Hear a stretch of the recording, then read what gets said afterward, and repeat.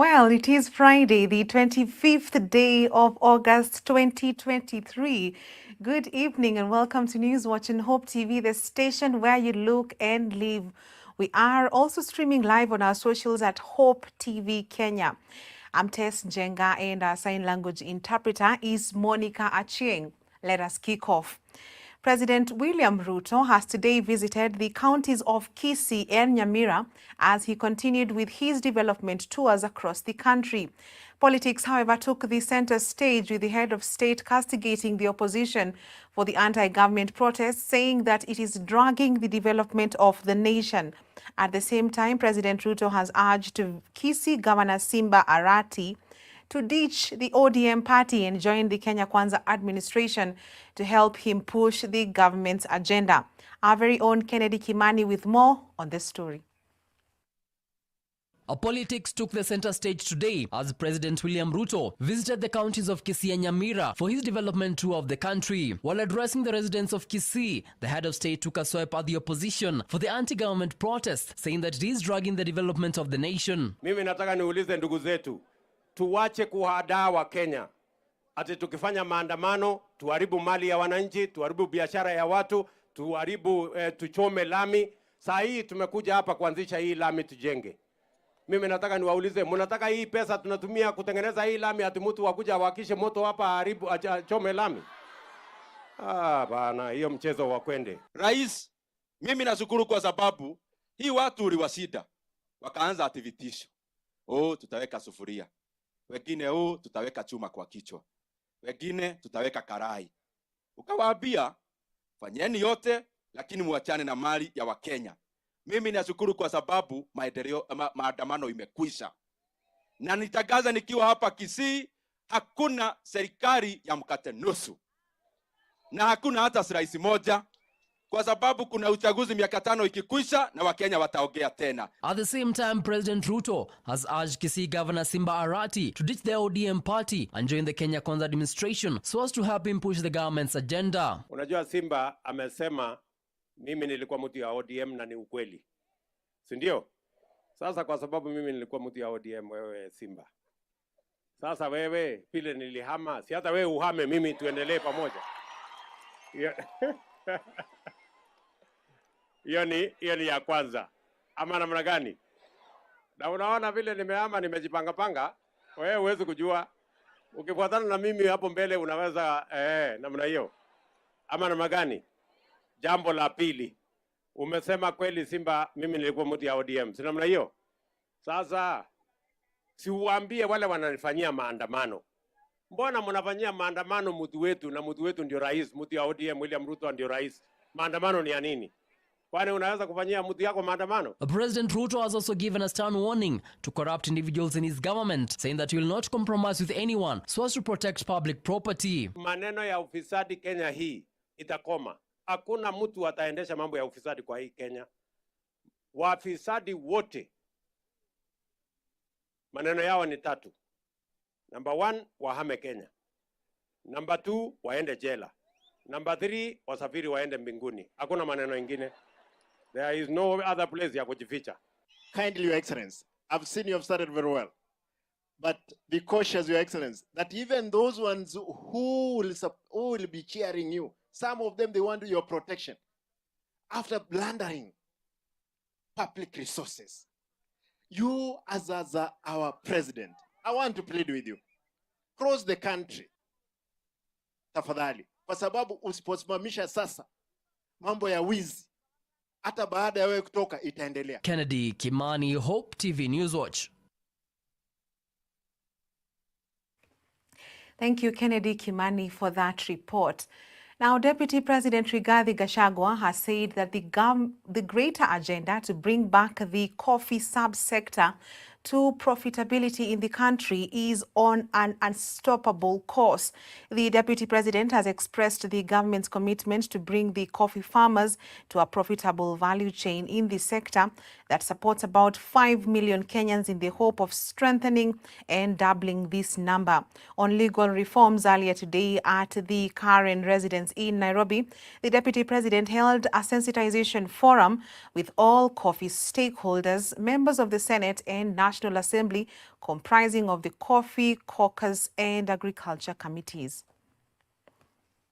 From the engagements, among other measures, the farmer and other stakeholders of Goodwill proposed a review of legal, policy, administrative and operational frameworks to buttress actual and sustainable reforms. The Meru Coffee Conference in June was one of the highest engagements. This meeting, therefore, is to cement the desire of the farmer to have a streamlined coffee production value chain as proposed. Honorable members, over the last 2 months, we have condensed the recommendations into frameworks as per the outputs of the rigorous consultations in Meru. There is now a solid way forward. Last week, the lead committee on reforms shared with me key documents which upon implementation will trigger systematic actions from various agencies, concluding the journey of positioning the farmer at the right place in production and management of the coffee subsector value chain. Honorable members, in this regard, the coffee subsector reforms have entered the home stretch. Nothing will stop us. After this meeting, we'll have a solid way forward to making the necessary legal, policy, administrative, and operational adjustments through Parliament to usher in a new era. We are calling on new members to move swiftly and make the necessary amendments to the bills, acts, and any other relevant regulations to provide the legal backing in fully rolling out the reforms. The spouse of the Deputy President, Pastor Dorcas Rigathi, has called on the society to embrace those in the reform process to help them in their reform journey. Speaking this morning as she continued with the community-based rehabilitation campaign in Kiandutu slum of Thika, Pastor Dorcas said that rehabilitation has been proven to provide positive results world over. A similar initiative has been ongoing in the Githunguri, Kiambu County, where Pastor Dorcas said that the involvement of the community has been integral in the reform process for the young people. Under the office of the Pastor Dorcas, more than 80 men are currently undergoing a 1-month rehabilitation camp at the Jamhuri ASK showground, while another cohort of more than 50 are on their second week for a 3-month rehabilitation program in Limuru, Kiambu County.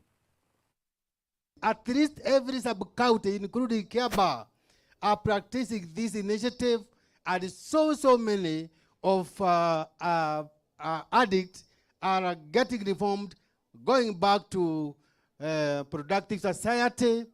Families have begun embracing them and seeing them as sick people. They are no longer now hating them or chasing them away from their homes. Nilikuja kwa street, wazazi walikosana, kaanza kutumia madawa. Sasa niliwacha na pastor wangu tupatana naye tao, anaitwa Pastor Kambosho. Na sasa na wengine bado. Na sasa tuko na program Prambi takuwa mafundi. Si mimi peke yangu na wengine pale. Many of these children are going out into the streets because of broken families, separated families, divorced families, and families that have gender-based violence. So our men are going out there. These are, hata mukisikia nikiwaita maboys. These are men, these are fathers, these are leaders. And I know in the future, they are our economic drivers. Community-based rehabilitation have become proven to provide positive results world over. As a nation, Kenya and its development partners will not shy away from this line of argument towards community-integrated rehabilitation process. We must allow the society to embrace the outcomes of these endeavors, especially those that have reformed.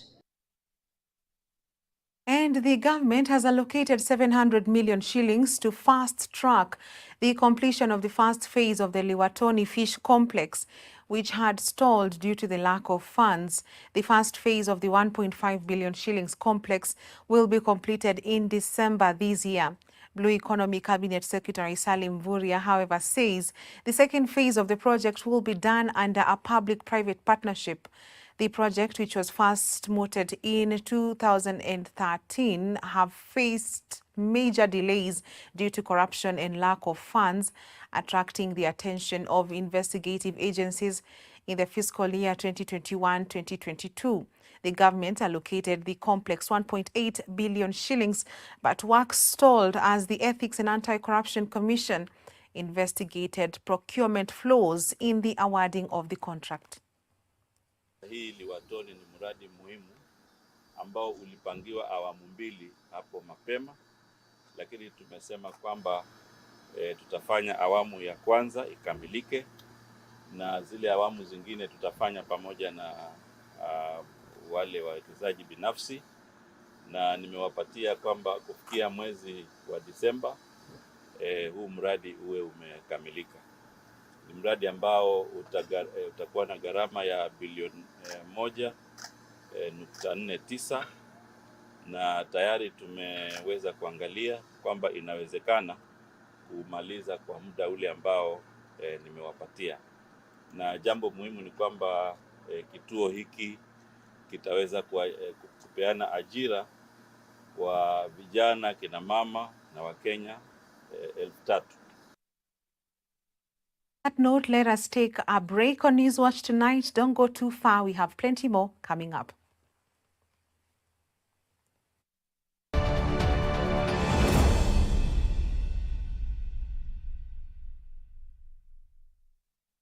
Love Nairobi Festival with evangelist Andrew Palau is coming to Nairobi. All are welcome at this free event. 3 days of great music with Don Moen, Pompi, Evelyn Wanjiru, and more of Kenya's best artists. Bring the kids to the family fun zone, see high-flying motorcycle and BMX bicycle demonstrations. Love Nairobi Festival, 15th to 17th September at the University of Nairobi Sports Grounds. Friday, 3 p.m. to 8 p.m. Saturday and Sunday, 12 p.m. to 8 p.m. More details at lovenairobifestival.org. It's free.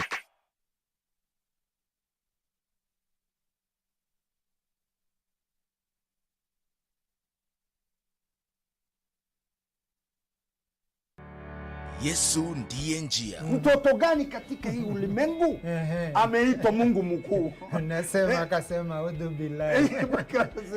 Hata leo usisema udhu billahi, tafadhali usikize. Yesu ndiye njia. Uchambuzi wa masuala tata katika Biblia na vitabu vingine vya kidini. No, we don't believe that Christ was crucified. Christ was taken right to heaven by 4 angels, 4 archangels. Kama Muhammad ndiye alikuwa wa kwanza kuleta dini ya Kiislamu na alikuja after Jesus, sasa inawezekanaje Ibrahimu awe Muislamu, Musa awe Muislamu? Yesu ndiye njia. Jadala wa moja kwa moja kati ya walimu wa Kikristu na dini zingine. Wanasema Mwenyezi Mungu ana mtoto. Jambo hilo wanasema limeleta jambo ambalo linachukiza. Siri ya Mungu ambaye Mungu amejidhihirisha katika mili. Hii yote ni ukafiri. Mmefanya makosa makubwa sana kusema kwamba Isa ibn Maryam ni Mungu wa pili na Allah ambaye ameumba mbingu na ardhi mkasema ni Mungu wa tatu. Yesu ndiye njia. Jumamosi kuanzia saa 1:30 jioni kwenye runinga uipendayo ya Hope TV. The following content is made for audiences 18 and under. Viewer discretion is advised for mature audiences. Expect the unexpected on the Stars Show here on Hope TV. It's getting bigger and better because it's all about talent. Anything goes from singing, open my eyes, dancing, magic, comedy, handsome ladies and beautiful men. This show is open to any performer below 18 years of age from any background with any talent. All you need is a skill and a star quality. Just remember to join us every Saturday from 8 a.m. with me, your host, Samara Musheru.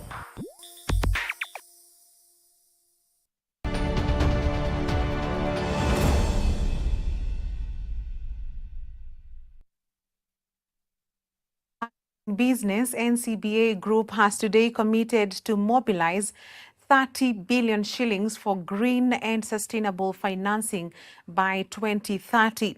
The commitment sets the stage for NCBA in preparation for the Africa Climate Week 2023 that will take place from the 4th to the 8th of next month here in Nairobi. The group has identified sustainability as one of its priorities and has set 15 ambitious commitments by 2030, notably to grow 10 million trees through strategic partnerships with private actors and government, fully eliminate single use of plastic, ensure 100% waste recycling, green its supply chain, and invest significantly in deploying EV charging stations across the region. Speaking during the unveiling, NCBA Group Managing Director John Gashora has noted that the bold commitment will catalyze the group's action towards a greener and more sustainable future.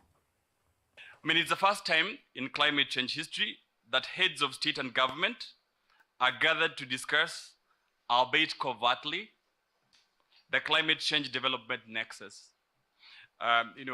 2 weeks ago, I had the chance of representing the Cabinet Secretary at the Law Society of Kenya annual conference. And one of the persons was wondering, why are you people talking so much about climate change? Why don't you talk about development? And then I was like, oops, I hope you understand that in climate change, there is all conversations on climate change can only be development conversations, because the nexus is so close that you cannot, when you talk about climate change adaptation and climate change mitigation, those are all development issues, and you cannot separate the two. I think it's important for private sector, regardless of your company size or the sector you represent, or however complex your business is, for you to realize that you can actually make a contribution. And I think for a long time, and especially in this market, we tend to think that sustainability, ESG, and contribution to the SDGs is an agenda for the big boys, but this is not the case. Everybody can make a contribution, and the beauty of the SDGs is that the challenges are actually disguised business opportunities. We will promote diversity, equity, and inclusion at all levels of operations. And that speaks to the 51% number that I talked about, that this is going to be a challenge at every level, not just at the bottom of the pyramid. We will provide targeted mentorships and skills for women and youth to ensure that they can fully participate in our and others' procurement processes. And Equity Life Assurance Kenya, ELAC, has been recognized as the best insurance in sustainable CSR during the 2023 edition of Think Business Insurance Awards held in Nairobi. The awards brought together key players in Kenya's insurance sector to celebrate the exemplary achievers and achievements of the past year. The recognition comes a year after ELAC received its official operating license to provide insurance products and solutions to underserved sections of the insurance market.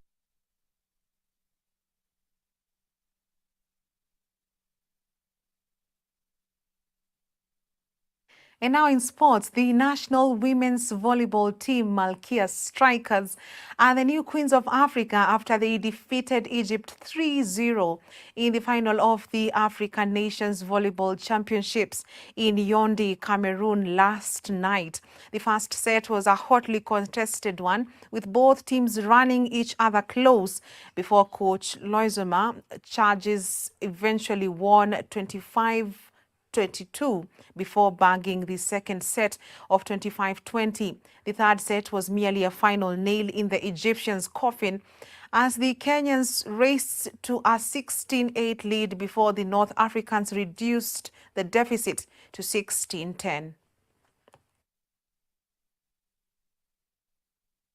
And KCB Football Club has announced the arrival of 5 new players as preparations intensify for the 2023-2024 FKF Premier League season. Striker Derek Otanga rejoins the Bernard Molala-led side from Police FC. Goalkeeper Brian Olango is joining the team from Mathare United. Winger Stephen Etiang, previously plying his trade at Ulinzi Stars. Defender Bernard Odhiambo from Bandari FC, while defender Harriet Mungai joined from Nairobi City Stars. The Bankers will kickstart their new campaign on the 1st of next month against AFC Leopards at the Kasarani Stadium after the postponement of the Kakamega Homeboys clash that was scheduled for this weekend. Head coach Bernard Molala has also announced that experienced goalkeeper Gabriel Andika will captain his team, deputized by midfielder Brian Ochieng and Maurice Ajwang. KCB na believe in one of the team yenye ina welcome kila mtu, mtu yote amekuwa akaenda akarudi, anaweza tell sababu kuna easy time kuna support, kuna hizo vitu zote, so mtu akikuja hapa anafiligi the atmosphere iko poa, anafeel ako home. So mi na believe hasa wamekuja, tumewawelcome poa, wako a good time na wako very ready kusaidia team kuachieve whatever tunataka hii season. And it's a wrap on Newswatch tonight. On behalf of the whole team that has made this bulletin a success, thank you for watching. I'm Tess Njenga and our sign language interpreter is Monica Achieng. Friday Friends is coming up next. Enjoy and have a good night.